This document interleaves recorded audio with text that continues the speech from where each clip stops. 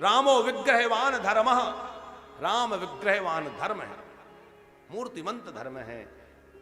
आज जन जन को उनकी कथा सुनने की आवश्यकता है। परम ब्रह्म परमात्मा के रूप में राम साक्षात परम ब्रह्म है, राम ब्रह्म परमारथ रूपा। तो उनकी कीर्ति को गाने के लिए भगवती श्रुतियां माने वेद प्रकट हुए, रचाए। भगवान के श्वास से ही वेद प्रकट हुए। वेदों ने भगवान की खूब महिमा गाई। ब्रह्मा जी ने उन वेदों को धारण किया, लेकिन वही वेद वेद्य परम ब्रह्म परमात्मा जो है दशरथ पुत्र बनकर के राम जी के रूप में अयोध्या में प्रकट हुए। तो उन्हीं ब्रह्मा जी ने विचार किया कि मेरे प्रभु तो प्रकट होकर अयोध्या में जा रहे हैं, तो मुझे भी उनकी लीलाओं में वहां पहुंचना चाहिए। तो वही ब्रह्मा जी जो है वाल्मीकि ऋषि के रूप में प्रकट हुए। क्यों? बोले प्रभु के श्वेस को गाने के लिए, जो वेद हैं उन वेदों को ही रामायण के रूप में प्रकट करने के लिए कहा गया है स्पष्ट कि जो वाल्मीकि रामायण है, वो वाल्मीकि रामायण क्या है? बोले वाल्मीकि रामायण वेदों का ही भाष्य है। वेदों को ब्रह्मा जी धारण करते हैं, उन्हीं ब्रह्मा जी ने वाल्मीकि का रूप धारण करके और राम जी के श्वेस को गा करके रामायण गाई है। लेकिन वो राम जी जब महलों से निकल करके और वन में चले गए, कोल भील किरातों के पास पहुंच गए, जो है सबरी के बेर खा लिए, निषाद को मित्र बना लिया, केवट से चरण धुला लिए, बंदर भालुओं को अपना सेवक बना लिया, मित्र बना लिया। तो उन वाल्मीकि ऋषि ने विचार किया कि जब राम जी राजमहल से निकल करके और कोल भीलों तक पहुंच गए, तो उनके जो चरित्र हैं, उनकी जो रामायण है, वो भी जन जन तक पहुंचना चाहिए। पर संस्कृत में है तो जन जन में व्याप्त कैसे हो, जन जन तक कैसे पहुंचे? तो कलि कुटिल जीव निस्तार हित वाल्मीकि तुलसी भयो। वही वाल्मीकि ऋषि जो है कलिकाल में तुलसीदास के रूप में प्रकट हुए और उन्होंने उसी रामायण को जो है भाषाबद्ध करते हुए तुलसीदास जी ने उसको हिंदी में प्रकट किया रामचरितमानस के रूप में। तो रामचरितमानस क्या है? बोले वेद ही है। रामायण की चौपाइयां वेद से कम नहीं है, वेद मंत्र से कम नहीं है। और आपको याद होगा स्वामी करपात्री जी जब चातुर्मास करते थे काशी जी में, तो नियम लेते थे कि 4 महीने चातुर्मास के काल में हिंदी का भाषण नहीं करेंगे, हिंदी संभाषण नहीं होगा, केवल संस्कृत बोलते थे। कथा सुनाते थे, प्रवचन करते थे केवल संस्कृत में। लेकिन अपने प्रवचन के बीच बीच में वो रामचरितमानस की चौपाइयां गाते थे। तो लोगों ने कहा कि आप तो हिंदी बोलते नहीं हैं, तो रामायण की चौपाइयां क्यों गाते हैं? तो उस समय आंख में आंसू भर करके प्रेम में और स्वामी करपात्री जी ने कहा कि रामचरितमानस की चौपाइयां नहीं है, ये तो वेद की ऋचाएं हैं, ये तो वेद मंत्र हैं साहब। रामायण की चौपाइयां साधारण नहीं है। 6 शास्त्र सब ग्रंथन को रस, अद्भुत है ये रामचरितमानस की चौपाइयां। एक बार अकबर ने, बादशाह अकबर ने सूरदास जी से पूछा कि ये बतलाओ कि तुम में माने सूरदास में और तुलसीदास में ज्यादा बड़ा कवि कौन है? तो बोले सूरदास जी ने कहा कि हम दोनों में ज्यादा बड़ा कवि मैं हूं। अकबर बादशाह को बड़ा आश्चर्य हुआ कि हिंदू फकीर तो अपने को बड़ा नहीं कहते, दूसरों को बड़ा कहते हैं, पर ये कह रहे हैं मैं बड़ा हूं। तो पूछा कि तुमने ऐसा क्यों कहा? तो सूरदास जी ने उत्तर दिया कि बादशाह आपने पूछा है कि बड़ा कवि कौन है, तो कवियों में तो बड़ा मैं हूं, क्योंकि तुलसीदास जी कवि नहीं है। तुलसीदास तो ऋषि हैं और उनके द्वारा लिखी गई रामचरितमानस जो है वो केवल कविता नहीं है, वो तो वेदों के मंत्र हैं, साक्षात वेद रूप रामचरितमानस है, ये कोई साधारण नहीं है। रामायण की एक एक चौपाई जो है वेद मंत्र के तुल्य है। वो स्वामी तुलसीदास जी ने रामचरितमानस को लिखा तो उस समय के विद्वानों ने थोड़ा विरोध किया, संस्कृत भाषा का क्या होगा, संस्कृत साहित्य का क्या होगा। तो काशी विश्वनाथ जी के मंदिर में ले जाकर के रख दिया। वो कहा कि यदि तुम्हारा मानस भगवान को स्वीकार है, रामचरितमानस भगवान को स्वीकार है, तो ये सबसे ऊपर आ जाएगा। सबसे नीचे तो रख दिया रामचरितमानस को और ऊपर तमाम ग्रंथों को रख दिया, वेदों को, पुराणों को, उपनिषदों को तमाम ऊपर रख दिए, दरवाजे बंद कर दिए, लोग चौकीदारी पर खड़े हो गए, कोई अंदर ना आ जा पाए।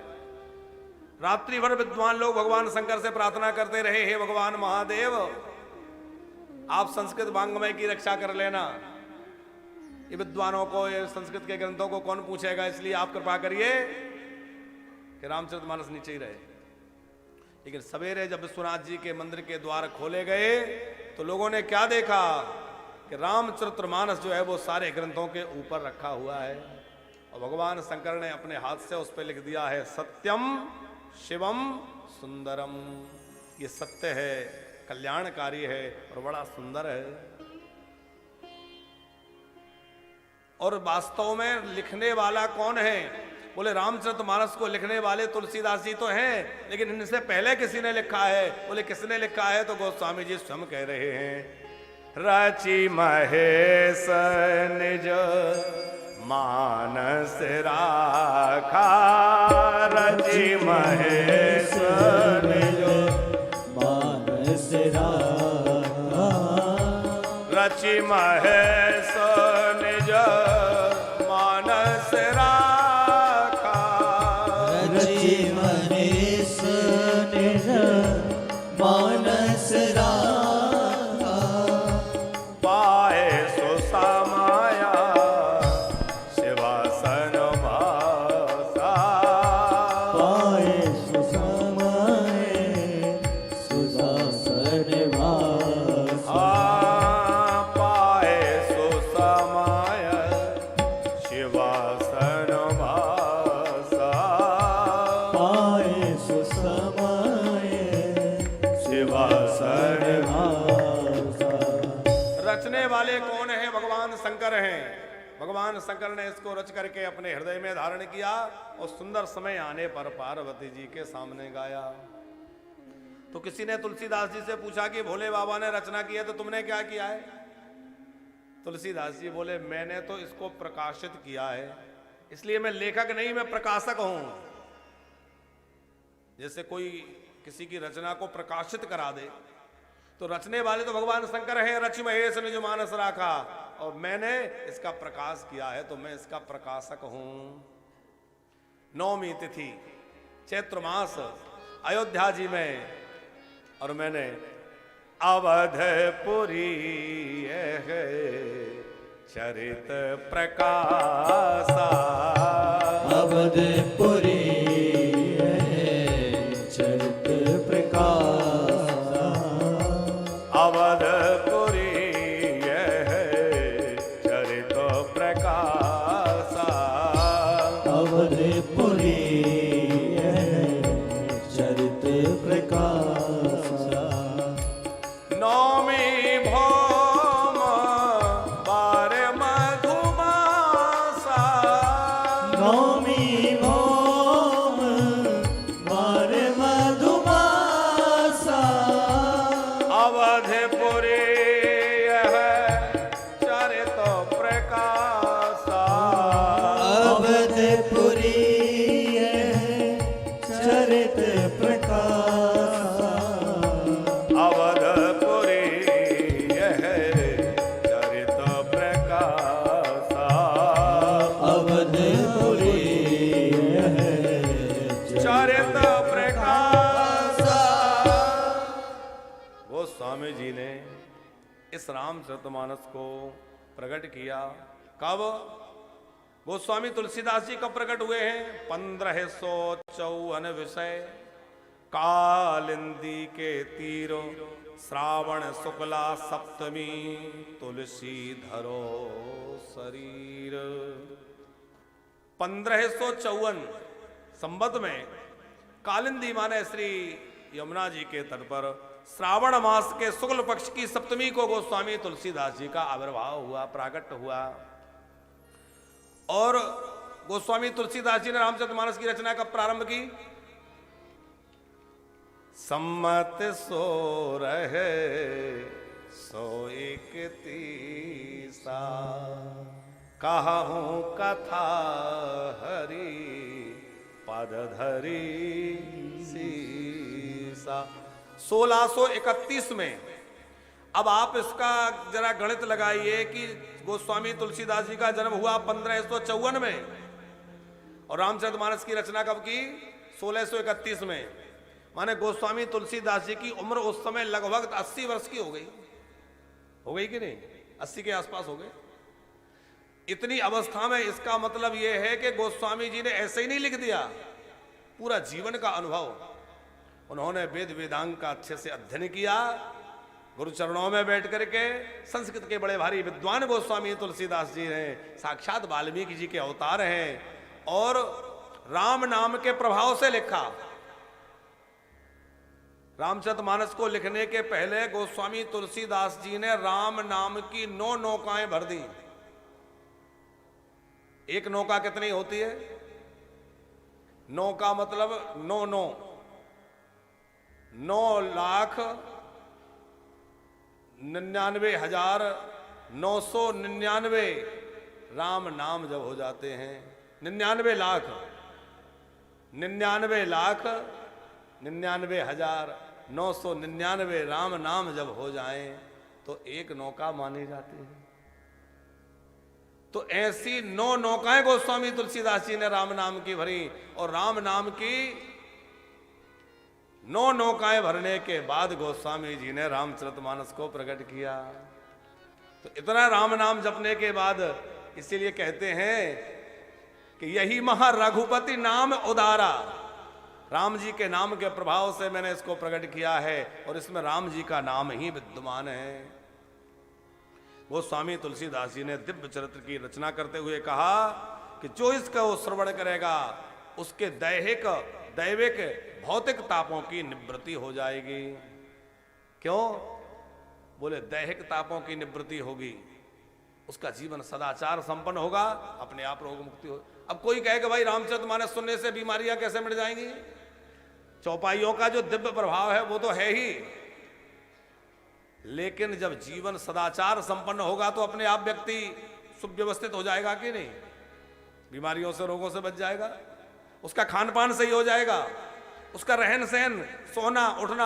आज हम लोगों का जीवन पूरी तरह अस्त व्यस्त हो गया है, न सोने का समय सही है, न जागने का समय सही है, न खाने का समय सही है। लोग रात को 1-2 बजे तक सोते हैं, सवेरे 8 बजे 9 बजे उठते हैं, खाने पीने का समय नहीं, फिर कहाँ खाना है, क्या खाना है, विचार नहीं। लेकिन जब हम लोग ग्रंथ के अनुसार जीवन जिएंगे, रामचरितमानस का आश्रय लेंगे, तो बोले शरीर की व्याधि भी मिट जाएगी। कैसे मिट जाएगी? बोले हमारा जीवन जो है वो संयमित हो जाएगा। और ध्यान रखना, संयम से स्वर प्रकट होता है। जीवन में यदि आपको सरसता लानी है, जीवन को आपको सुव्यवस्थित करना है, तो आपको संतुलित होना पड़ेगा।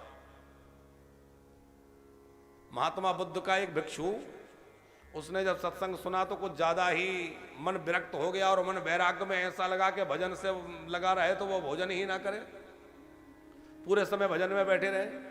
तो क्या हुआ, पाल साहब, लोगों ने बुद्ध से कहा कि आपका ये शिष्य तो भोजन ही नहीं करता, जलपान छोड़ के बस बैठा ही रहता है, ऐसे कितने दिन चलेगा? उन्होंने समझाया लेकिन वो नहीं माना। वो एक तारा बहुत बढ़िया बजाता था, सितार बजाना जानता था, तो सितार बजाता था। तो उससे पूछा कि अच्छा ये बताओ, तुम जब सितार को बजाते हो तो इसके तारों को कसते हो? बोले हाँ। कितना कसते हो? तो बोले एक संतुलन बनाना होता है। बोले ज्यादा खूब अच्छा कस लिया करो तो खूब अच्छा आवाज करेगा। तो वो बोला हंस के कि ज्यादा कस देंगे तो तारों में स्वर नहीं रहेगा, तो ढीला छोड़ दो। बोले ढीला छोड़ेंगे तब भी स्वर नहीं प्रकट होगा, और ज्यादा कस देंगे तब भी स्वर पैदा नहीं होगा। एक संतुलित मात्रा में उसको कसना होगा। तो उसी प्रकार महात्मा बुद्ध ने कहा कि जैसे एक संतुलन बनाना है कि ना ज्यादा कसना है ना ज्यादा ढीला छोड़ना है, वैसे ही है जीवन। बोले ज्यादा कसोगे तो भी गड़बड़ है, ज्यादा ढीला छोड़ दोगे तो भी गड़बड़ है। इसलिए जीवन में संतुलन आ जाए, और जीवन में संतुलन आ जाएगा तो स्वर पैदा हो जाएगा। और भैया जीवन में संतुलन शास्त्र पैदा कर सकता है। इसलिए दैहिक दैविक भौतिक सारे तापों की निवृत्ति का मार्ग रामचरितमानस में है। होए सुखी जो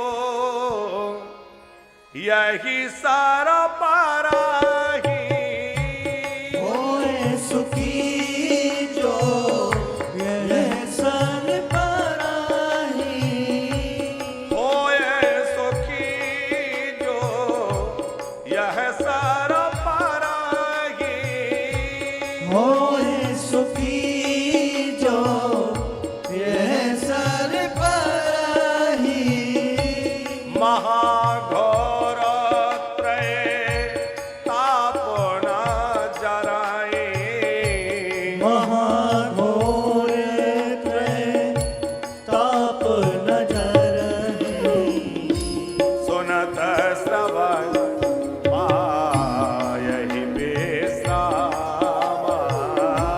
सुनत श्रवण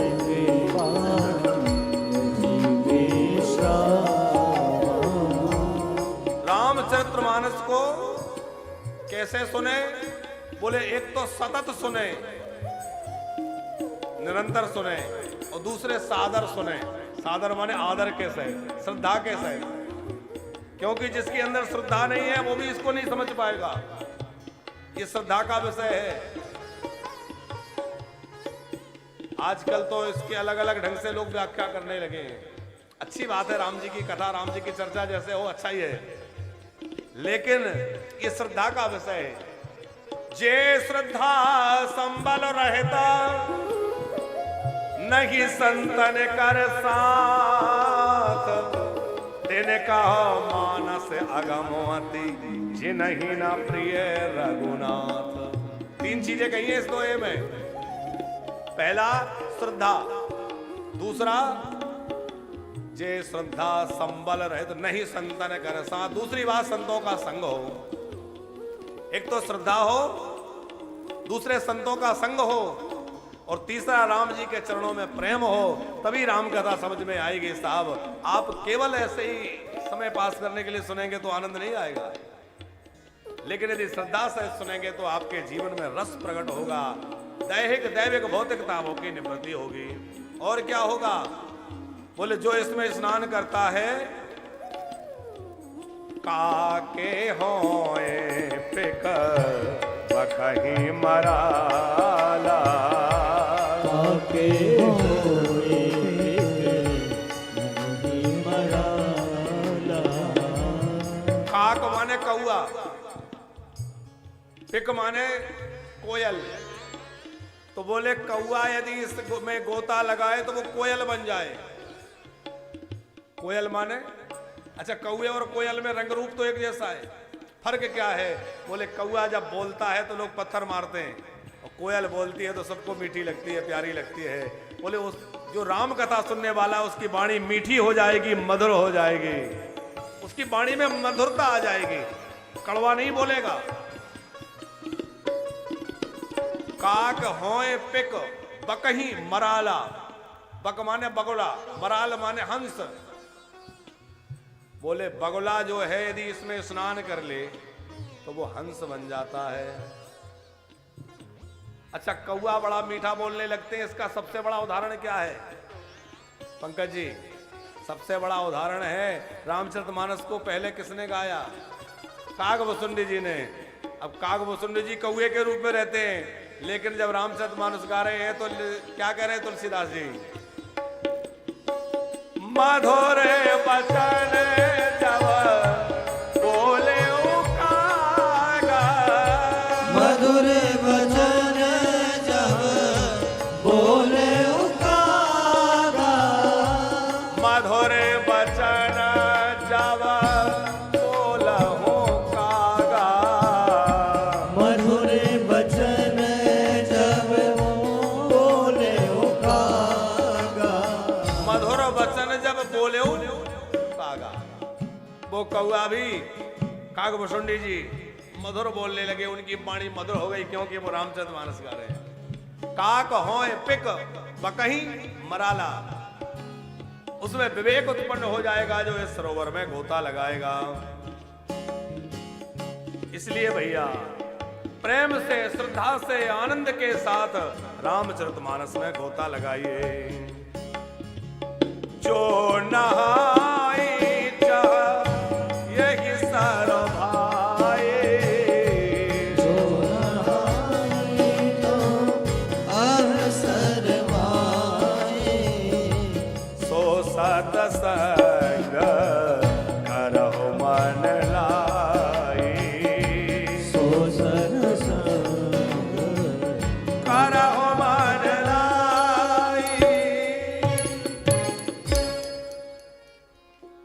गोस्वामी जी ने आरंभ में अनेक विघ्नों की चर्चा भी की है कि यहां तक पहुंचने के लिए आवत यही सर अति कठिनाई, यहां तक पहुंचने में बड़ी कठिनाइयां हैं। बोले क्या कठिनाई है? बोले गृह कारज नाना जंजाला।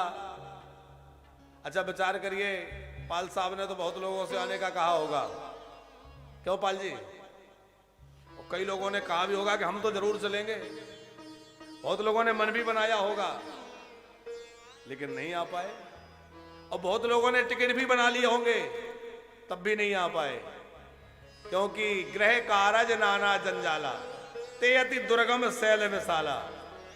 अरे क्या करें महाराज जी, जाना तो था लेकिन वो ऐसा काम आ गया, ऐसा आ गया। तो यही इस सरोवर तक पहुंचने के बड़े भारी पर्वत हैं। मानो इसके मार्ग में विशाल पर्वत क्या है, उससे विशाल पर्वत जो है वो ये गृह कारज नाना जंजाला, वही बीच में आड़े आ जाते हैं, नहीं जा पाते चाह करके भी। फिर कौन जा सकता है? बोले जा वही सकता है जिस पे राम जी कृपा करते हैं। तो राम जी की कृपा कैसे हो? सो सत्संग कराओ मन लाई,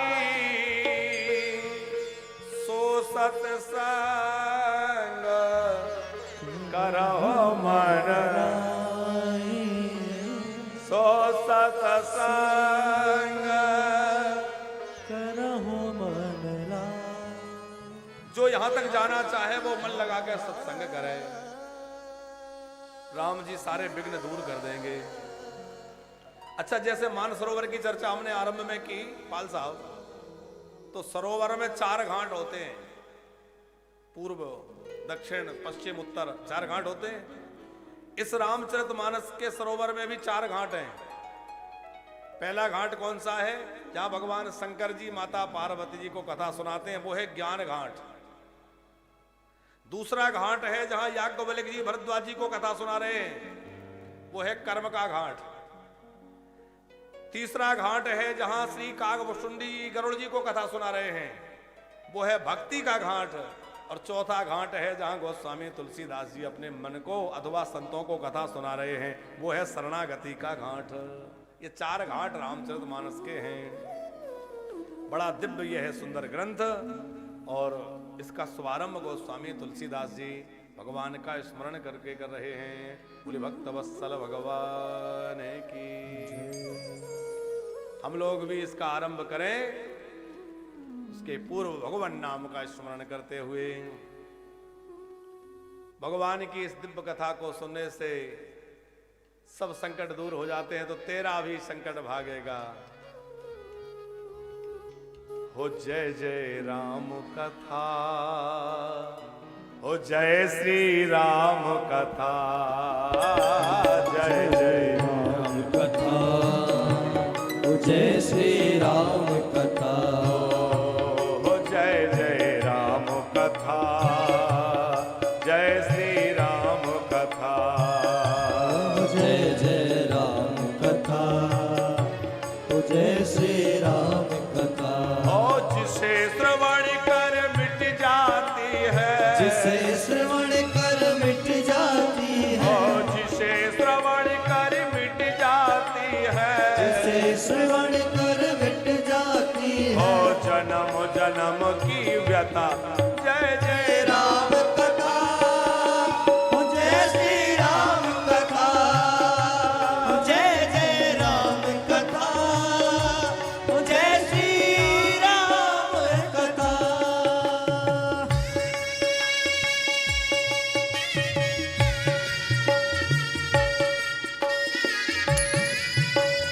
रामलला सरकार जय हो।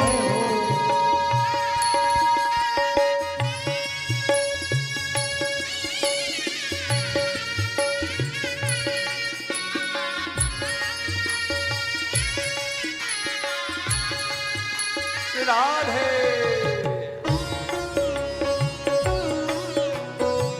हरि हरि बोलो।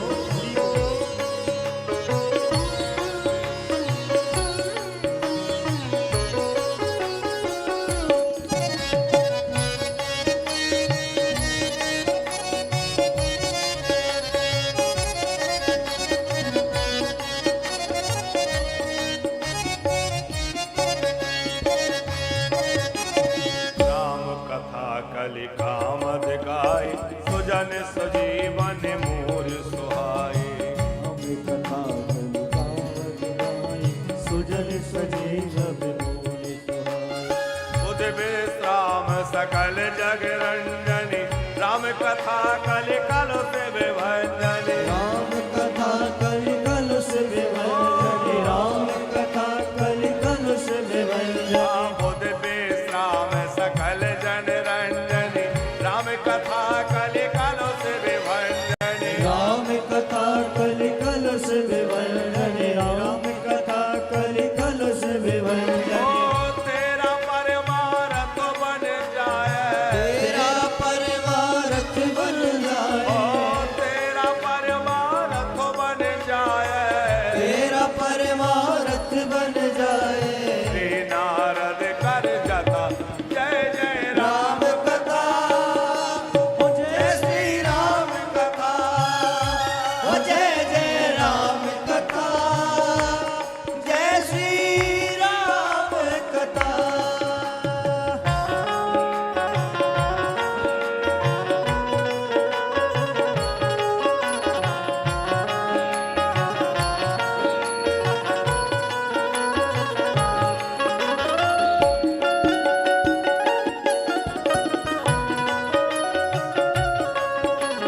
राजा रामचंद्र भगवान की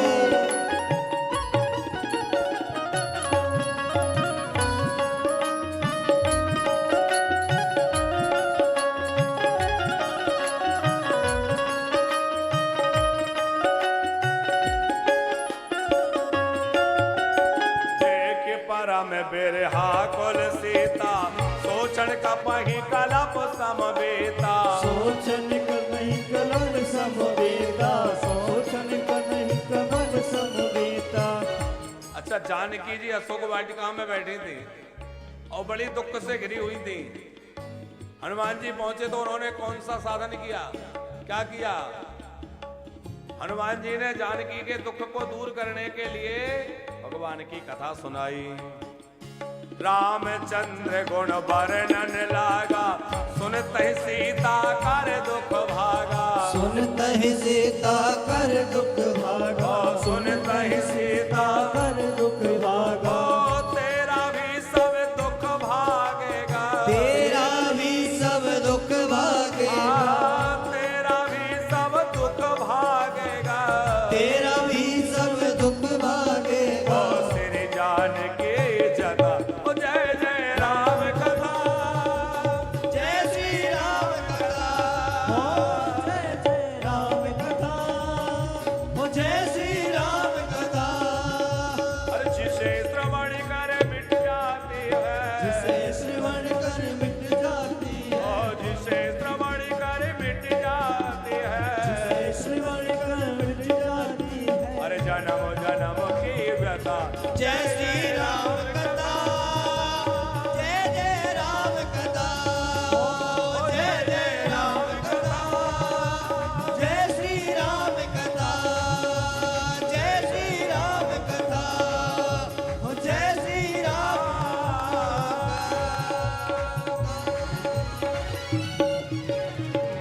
बोले अयोध्यानाथ भगवान की। जय हो। गोस्वामी तुलसीदास जी ने जब कथा का आरंभ किया तो सबसे पहले संस्कृत में बड़ा सुंदर मंगलाचरण किया है और 7 श्लोकों में मंगलाचरण किया है, मानो 7 कांडों का प्रतिनिधित्व एक एक श्लोक करता हो। और महापुरुषों ने तो एक ही श्लोक को 7 कांडों से जोड़ा है। आरंभ में भगवान गणेश जी का स्मरण किया, श्री गणेशाय नमः। श्री जानकी वल्लभो विजयते। श्री रामचरितमानस प्रथम सोपान बालकांड। वर्णानामर्थ संघानां रसानां छंदसामपि मंगलानां च कर्तारो वंदे वाणी विनायको। रामचरितमानस का आरंभ गोस्वामी जी ने वर्ण शब्द से किया। वर्ण बोले रामायण का, रामचरितमानस का वर्ण क्या है? बोले रामायण का वर्ण मानव है। ये नहीं कि केवल हमारे हिंदुओं के लिए है, हिंदुओं के लिए अकेले नहीं है, अरे भैया, मानव मात्र के लिए है। जो भी अपना कल्याण करना चाहता है वो रामचरितमानस का आश्रय ले ले, सबका कल्याण हो जाएगा। और पाल साहब, मानव के कल्याण का जितना सूक्ष्मता से विचार सनातन धर्म में किया गया है, विश्व में और किसी धर्म में ऐसा विचार नहीं किया गया। जितनी सूक्ष्मता से मानव के कल्याण का विचार गहनता से हमारे ऋषियों ने सनातन में किया है। जितने भी ग्रंथ हैं वो किस लिए हैं? जीव के कल्याण के लिए हैं। मानव का कल्याण कैसे हो। इसमें वर्ण शब्द का मतलब है कि केवल ब्राह्मण वर्ण, क्षत्रिय वर्ण, वैश्य वर्ण के लिए नहीं। ये किसके लिए है? बोले मानव इसका वर्ण है। इसलिए श्री रामचरितमानस का आखिरी शब्द क्या है? ते संसार पतंग घोर किरणई दह्यंत नो मानवा। रामायण का, रामचरितमानस का पहला अक्षर है वर्ण और आखिरी अक्षर है मानव। माने वर्ण और मानव के बीच में पूरा रामचरितमानस है।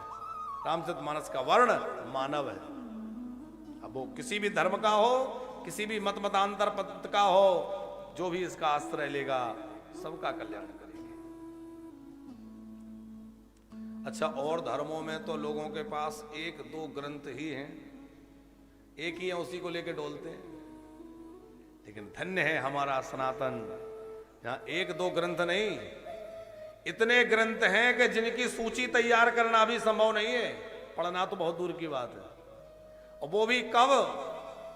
जब आक्रांताओं ने हमारे तमाम धर्म ग्रंथों को मिटा दिया। नालंदा में जब आग लगाई गई तो कितने महीनों तक धुआं निकलता रहा, कितने महीनों तक हमारे ग्रंथ जलते रहे, जाने कितना हमारा साहित्य जला कर नष्ट कर दिया। उसके बाद भी इतना साहित्य बचा हुआ है कि उनकी सूची बना पाना मुश्किल है। इतना कुछ लिखा है हमारे महर्षियों ने। क्यों लिखा है? जीव के कल्याण के लिए।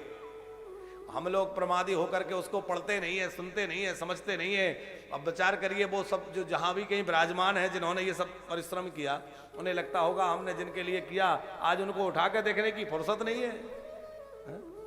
इसलिए समय समय पर रामायण पढ़िए, गीता पढ़िए, भागवत पढ़िए, भक्तमाल पढ़िए, पुराणों को पढ़िए।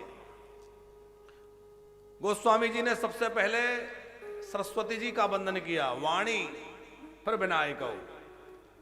सरस्वती जी का इसलिए ताकि मेरे जीवन में ज्ञान आए, गणपति जी का विवेक आए, पुराण में इस ग्रंथ की रचना में कोई विघ्न ना आए, निर्विघ्नता के लिए शास्त्र परंपरा का निर्वहन करते हुए। क्योंकि किसी भी कार्य के आरंभ में किसका ध्यान करना चाहिए? गणेश जी का। विघ्न विनायक है ना, तो पहले गणेश जी का स्मरण किया। वंदे वाणी विनायक, विनायक का, और वाणी माने सरस्वती का स्मरण किया। फिर जो है एक श्लोक में भगवान शंकर का और माता पार्वती का स्मरण किया। भवानी शंकर वंदे श्रद्धा विश्वास रोपण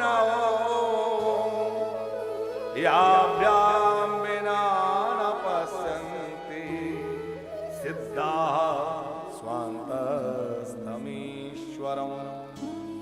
भगवान शंकर विश्वास है, माता पार्वती श्रद्धा है। बोले श्रद्धा और विश्वास दोनों का मेरे जीवन में उदय हो।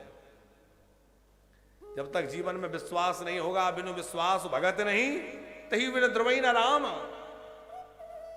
और राम कृपा बिनु सपने हो जीव न लहे विश्राम। तो भैया पहले विश्वास जीवन में आए। विश्वास कौन प्रकट करेगा? बोले भगवान शंकर जीवन में विश्वास प्रकट करेंगे।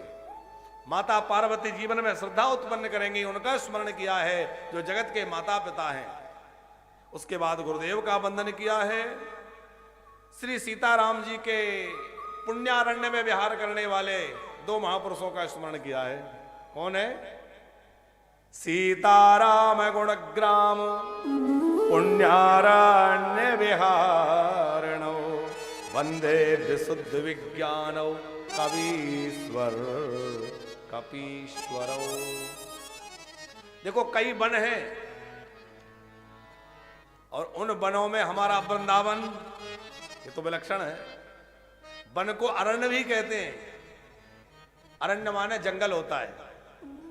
तो एक है दंडकारण्य और यहां है पुण्यारण्य, पुण्यों का अरण्य। कौन सा पुण्यारण्य बोले? जिसमें श्री सीताराम जी विहार करते हैं। दंडक वन में भी सीताराम जी हैं, लेकिन वहां राक्षस बहुत रहते हैं। और ये है पुण्यारण्य। ये पुण्यारण्य जो है इसमें दो लोग रहते हैं। कौन कौन? बोले एक कबीश्वर, एक कपीश्वर। कपीश्वर हैं श्री हनुमान जी महाराज और कबीश्वर हैं श्री वाल्मीकि जी महाराज। अच्छा, एक बड़ी अच्छी बात अभी हमने कोयल और कौए की बात कही थी। तो रामचरितमानस को गाने वाले एक कौए के रूप में रहने वाले कागभुषुंडी, तो वो कौआ। और भागवत, दो ही ग्रंथ हमारे विशेष हैं, भागवत और रामायण। तो रामायण को गाने वाले कौन है? कागभुषुंडी जी माने कौआ। और भागवत को गाने वाले कौन है? सुखदेव। तो सुखदेव किस रूप में रहते हैं? तोते के रूप में। माने एक को तोते ने गाया है, एक को कौए ने गाया है। भैया जहां पक्षी भी इतना सुंदर गाते हैं वहां हम लोग मनुष्य होकर पीछे कैसे रह जाएं? हम लोग गाए कि नहीं है? इस सुंदर वन में जो है सीताराम जी का जो विहार वन है, उनके सुंदर चरित्रों का जो वन है, इसमें एक रहते हैं कपीश्वर, एक कबीश्वर। माने हनुमान जी और वाल्मीकि जी, दोनों का स्मरण श्री गोस्वामी तुलसीदास जी ने किया है।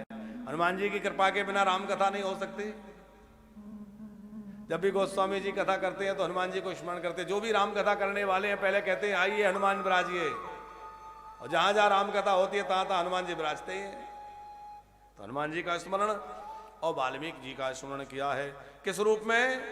बोले ये दोनों विज्ञानी हैं। वंदे विशुद्ध विज्ञानो। विज्ञानी कौन है? पहले इसको समझने के पहले ये समझिए ज्ञानी कौन है। ज्ञानम शास्त्रोक्त पदार्थानाम परिज्ञान। ज्ञानी माने जिसको शास्त्रों का विधि पूर्वक ज्ञान हो गया है, शास्त्रों का जिसने ठीक से अध्ययन किया है और शास्त्रों को जो समझ गया है और उसके अनुसार जिसके जीवन में विवेक हो गया है, वह है ज्ञानी। विज्ञानम तो शास्त्राज्ञौ ज्ञातानाम तथैव स्वानुभाव करणम स विज्ञानी। जिसने उस ज्ञान के अनुरूप अपने जीवन को ढाल लिया है और लोक कल्याण में लग गया है, वो विज्ञानी है। आज विज्ञानी शब्द का अर्थ वैज्ञानिक माने अनुसंधान करने वाले, खोज करने वाले, उनको वैज्ञानिक हम लोग कहते हैं। पर यहां विज्ञान शब्द का अर्थ क्या है? विज्ञानम तु शास्त्रज्ञो ज्ञातानाम तथैव स्वानुभाव करणम। माने शास्त्रों का विधि पूर्वक अध्ययन करके उनके अनुसार चलने लगे। समझ में आ रही बात? अच्छा, पहले तो आप लोग ये बताओ, हमारी बातें आपकी समझ में आ रही कि नहीं? कुछ लोग ऐसे बैठे जैसे कुछ पल्ले नहीं पड़ रही हो, महाराज पता नहीं क्या कह रहे हैं, मजबूरी है, बैठना है। तो ऐसा तो नहीं है, समझ में आ रहा है? अरे ज्ञानी का मतलब जिसने खूब पढ़ लिया, समझ लिया, सीख लिया। विज्ञानी का मतलब है उसको सीख के उसके अनुसार चलने लगा। सीखने से थोड़ी बात बनेगी, चलना भी तो पड़ेगा। और केवल खुद नहीं चलने लगा बल्कि लोक कल्याण के कार्य में जो लग गया है वो विज्ञानी है। हनुमान जी महाराज हमेशा दूसरों के कल्याण के कार्य में लगे रहते हैं। वाल्मीकि जी ने अपना जीवन दूसरे के कल्याण के लिए लगा दिया है। और कथा का अभिप्राय ही यही है कि कथा सुनने के बाद, कथा कहने के बाद जो परोपकार में लग जाए, जो दूसरों के कार्य में लग जाए, वही तो कथा की सार्थकता है। आज पाल साहब, आप जो वानप्रस्थ के माध्यम से कार्य देखते हैं, जिनकी चर्चा होती है, अब लोग अपने अपने ढंग से अर्थ लगाएं, जो लगाएं ठीक है, लेकिन इन सब के पीछे हेतु क्या है? हेतु यही है कि भैया कथा कहने सुनने मात्र से काम नहीं चलेगा, उसको जीवन में उतार कर लोक कल्याण में लग जाएं। कितनी माताएं ऐसी हैं जिनके बच्चों ने धक्के मार के निकाल दिया, जहां मर्जी चले जाओ, हम नहीं रख सकते। बेचारी बूढ़ी माताएं जिनसे चला नहीं जा रहा है, जो बेचारी कुछ कर नहीं सकती हैं, वो बेचारी रोती हुई आती हैं। महाराज जी आप रख लीजिए, कहीं कोई ठिकाना नहीं। आप विचार करके बतलाइए, उन माताओं को आश्रय देना यदि उन माताओं के लिए कुछ मांगना पड़े, कहना पड़े और उनके जीवन को चलाने के लिए यदि हम 150 माताओं को रख के उनकी सेवा करें तो बुरी बात है कि अच्छी बात है? हम ये नहीं कहते कि घर से माताओं को निकाल दो, कि अपने बुजुर्गों को निकाल दो, कि माता पिता को निकाल दो, पर जिन नालायकों ने निकाल दिया उनके माँ बाप बेचारे कहाँ जाएं? वो आज परिस्थिति ये होती जा रही है कि जैसे ही बहू रानी आती हैं तो सबसे पहला फरमान यही कि या तो उन्हीं को रख लो या हम ही को रख लो। अब वो बेचारे सोचते हैं कि इनको रखें कि इनको रखें, देवी जी को तो रखना पड़ेगा, घर संभालना है, गृहस्थी बचानी है, तो माता जी पिताजी को इधर उधर ठिकाने लगाते हैं। आखिर बेचारे बुजुर्ग कहाँ जाएं? तो कई लोग तो रोते हुए आते हैं। अभी हमारे यहाँ जो माताएं रह रही हैं, ऐसी माताएं हैं इनमें जिनको बेचारी से चला नहीं जाता, लाठी पकड़ के भी मुश्किल से चल पा रही हैं, पर बच्चों ने कह दिया जहां मर्जी रहो, हम नहीं रख सकते। वो तो सोचते हैं मर जाएं, पर जीवन जब तक भगवान ने जीवन दिया है जब तक तो वो जिएंगे। ऐसे बुजुर्ग भी केवल, ये बात है कि वानप्रस्थ में केवल माताओं को ही नहीं बुजुर्गों को भी रखा जाता है। कोई बुजुर्ग आ जाए, हमारे यहाँ कुछ बुजुर्ग भी रह रहे हैं, तो अभी हमारे दीनानाथ जी थे वो चले गए, कुछ और बुजुर्ग हैं वो आते हैं कभी चले जाते हैं। अब मन नहीं मानता, उनका मोह इतना है, पर घर में मन लगता है तो चले जाते हैं, पर बच्चे डांट फटकार देते हैं फिर आ जाते हैं। हम कहते हैं ठीक है भैया, धीरे धीरे मोह टूटेगा, पर आप ब्रजवास करो और यहीं रह के भजन का अभ्यास करो और धीरे धीरे भगवान के भजन में इतना मन लगाओ कि घर की याद ही ना आए। शरीर से प्राण निकले तो गोविंद की याद करते करते निकले, वृंदावन में प्राण निकले। छोड़ो मोह, अरे वो तुम्हें क्या छोड़ेंगे, उसके पहले ही तुम उनको छोड़ दो। हमें ऐसे नहीं चाहिए संतान संसार, कर लिया जो करना था, भगवान का भजन करेंगे, वृंदावन में रहेंगे। इसलिए ही वानप्रस्थ बन रहा है कि जिनको धक्के मार के निकाल दिया उनके लिए तो व्यवस्था है ही, पर जो घर में सुखी रह रहे हैं, सुख सुविधाएं हैं, सब कुछ है, वो लोग भी अब ये निश्चय कर लें कि भैया हमारी वो दशा हो उससे पहले ही निकल लें। ये क्यों सोचें कि वो होगा जब ही जाएंगे, इसलिए वानप्रस्थ भी बन रहा है। अभी जो माताएं रह रही हैं उनके मन में भी तीर्थ यात्रा का भाव रहता है। तो कल से ही ब्रज 84 कोस यात्रा प्रारंभ हुई है, आप लोगों को पता होगा। इस समय 84 कोस परिक्रमा चल रही है और कल ही उसका आरंभ हुआ है। कल हम लोग सब लोगों ने जाकर के पहले यमुना मैया का पूजन किया और सब तीर्थयात्रियों ने पूजन किया, यमुना जी का पूजन करके यमुना जी का आशीर्वाद लिया, उनसे आज्ञा ली कि हम 84 कोस यात्रा करेंगे। तो हमारे सभी जो है यात्रीगण पूजा करके यमुना जी का जो है आचमन करके आरती करके वहां से आगे बढ़े। तो हमारी माताओं के में भी बड़ी इच्छा थी कि हम लोग भी यात्रा करें। तो जितनी भी माताएं यहाँ रहती हैं या जो भी बुजुर्ग रहते हैं उन सबको भी इस बार 84 कोस यात्रा में सबको निःशुल्क यात्रा कराई जा रही है। बेचारी शुल्क कहाँ से देंगी, उनके पास तो कुछ है ही नहीं। उन माताओं के लिए तो रहना, उन बुजुर्गों के लिए रहना, उनका भोजन, उनका कपड़ा, उनका इलाज सब कुछ निःशुल्क होता है। बीमार हो जाए तो इलाज भी होता है, कभी ऑपरेशन कराना पड़ता है, कभी कुछ, सब जैसी ठाकुर जी की इच्छा, तो सब उनकी व्यवस्था यहाँ होती है। यहाँ आप लोगों को दिखते नहीं, पीछे एक मकान पूरा किराए से ले रखा है, आप लोग जाइए वहाँ एक बार मिलके आइए माताओं से। अभी तो यात्रा में गई हैं तो लगभग कोई 7:30-8 बजे लौट, उसके बाद आप मिल सकते हैं। सवेरे वो जल्दी निकल जाते हैं यात्रा में आजकल। तो सब माताएं और सब बुजुर्ग इस समय जो यहाँ रहते हैं उन सबको यात्रा में भेजा जा रहा है। सब लोग तीर्थ यात्रा का आनंद लीजिए। तो जो लोग वानप्रस्थ में निवास करेंगे उन लोगों को भी समय समय कभी अयोध्या जी ले जा रहे हैं, कभी कहीं ले जा रहे हैं। जैसे अभी रामकथा होने वाली है अयोध्या जी में, अभी आप लोग भी जो कोई चलना चाहें अयोध्या जी, या जो लोग इस समय ईश्वर टीवी पर जुड़े हैं, तो अयोध्या जी में सरयू जी के बिल्कुल घाट पर ही कथा हो रही है, बिल्कुल उसकी रज में। बहुत सुंदर पांडाल लगा हुआ है सरकार की तरफ से, संस्कृति विभाग की तरफ व्यवस्था है वो। तो वहाँ तो पूज्य महाराज श्री जी को आप सब लोग जानते होंगे, महाराज श्री जी का आश्रम है और वहाँ सरकार के चरणों में बैठ करके हम लोग वहीं आनंद लेंगे।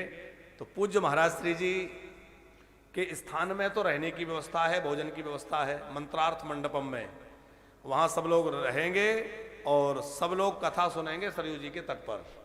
तो आप लोग भी जो चलना चाहते हैं अथवा जो लोग ईश्वर टीवी पे इस समय जुड़े हैं, सोशल मीडिया में जुड़े हैं, वो लोग भी चलना चाहें तो अभी भी समय है, आप अपना रजिस्ट्रेशन करा सकते हैं, सुनने के लिए आ सकते हैं। रजिस्ट्रेशन का मतलब ऐसा नहीं कि कोई बहुत कुछ देना हो, भाई आप जिस कमरे में रहें उस कमरे की व्यवस्था आप अपनी या तो खुद स्वयं कर लीजिए, आप आइए सुनने, आपको अच्छा लगे वहाँ ठहरिए, खूब कथा सुनिए, आनंद लीजिए। भोजन की व्यवस्था वहाँ रहेगी, प्रसाद पाइए, उसका कोई लेना देना नहीं। वो तो भंडारा यहाँ भी निरंतर चलता है। यहाँ भी आप लोग देखते हैं जितने साधु संत आ जाएं, अतिथि आ जाएं, हमारे तीर्थयात्री आ जाएं, सबको भंडारा होता है। अयोध्या कथा होगी, वहाँ भी भंडारा चलेगा। तो राशि की चर्चा सिर्फ इसलिए कि भाई व्यवस्था कमरे अमरे की जो है वो व्यवस्था, आप अपना कमरा ले लीजिए, जहाँ मर्जी रह के कथा सुनने आइए, या फिर आप व्यवस्था चाहते हैं कि महाराज जी की संस्था के द्वारा हो जाए तो संपर्क करके आप कमरा आपको मिल जाएगा, भोजन व्यवस्था सब रहेगी। तो 18 से 24 मार्च में होने वाली उस कथा में आप लोग सम्मिलित हो सकते हैं। मंत्रार्थ मंडपम में निवास होगा और बाकी सेवाएं सब देखते ही हैं। हमारी माताओं की सेवा चल रही है। गौशाला का निर्माण कार्य भी भगवत कृपा से संपन्नता की ओर है, काफी काम हो चुका है। गौशाला का शेड बन के तैयार हो गया है। शेड में अब अंदर का काम चल रहा है, जहाँ गायों को बांधा जाएगा तो उसके नीचे का कंक्रीट है, गायों को भूस डालने का वो स्थान बनाना है, तो वो सब बन रहा है। साथ में ही गौशाला में जो गौ सेवक रहेंगे उनके कमरे अभी बनना है। तो आप लोग भी कोई चाहें तो अपनी ओर से एक कक्ष गौ पालकों के लिए बनवा सकते हैं। जो गौ पालक वहाँ गाय की सेवा के लिए रहेंगे, चरवाहे रहेंगे गैयों की सेवा करने के लिए। गो हॉस्पिटल बन रहा है के, तो जल्दी से जल्दी हॉस्पिटल की भी पूरी व्यवस्था हो जाए। जैसे कि गौशाला का निर्माण तो हुआ, अब बहुत लोग कहते थे हमें गोदान करना है, महाराज जी गाय कहाँ रखेंगे, गोदान करना है। तो गोदान करने वाले लोग भी अब खूब आराम से गोदान कर सकते हैं। गोदान करेंगे तो अब व्यवस्था बन के तैयार है, वहाँ आपकी गाय रह सकेंगी, आप लोग गोदान भी कर सकेंगे। बड़ी जल्दी गौशाला का उद्घाटन होगा। बनने का कार्य जो थोड़ा बहुत शेष है वो निर्माण कार्य संपन्न होते ही गौशाला उद्घाटन होगा। आप लोग इसमें अपनी गोदान चाहे तो कर सकते हैं। गायों के लिए जो गौ सेवक रहेंगे उनकी व्यवस्था आप कर सकते हैं। अथवा ली जा रही है गायों को लिए गोचर भूमि खरीदी जा रही है, तो गोचर भूमि भी आप चाहें तो 1 वर्ग गज भूमि, 5 वर्ग गज भूमि गोचर भूमि वहाँ, जिससे कि वहाँ गौ माता के लिए चारा उगाया जा सके, गौ माता के घूमने फिरने की व्यवस्था हो सके। तो गोचर भूमि क्रय की जा रही है, उसमें अपना योगदान कर सकते हैं। और साथ में ही हमने निवेदन पहले भी एक बार किया, माताओं की जो घर से निकाली गई हैं, उपेक्षित हैं, जो पूरी तरह से निराश्रित हैं, तो उन एक माता को आप जीवन पर्यंत की सेवा ले सकते हैं। उनके 1 वर्ष के भोजन की सेवा ले सकते हैं। अथवा एक जो है साधु संतों का यहाँ जो भोजन होता है उसमें एक संत की आजीवन सेवा ले सकते हैं। 1 दिन का अन्न क्षेत्र भंडारा ले सकते हैं, निरंतर भंडारा होता है। आप अपनी ओर से वानप्रस्थ में होने वाली सेवाओं में 1 दिन का भंडारा अन्न क्षेत्र ले सकते हैं, या 5, 11, 21 साधुओं के भोजन की व्यवस्था भी आप कर सकते हैं।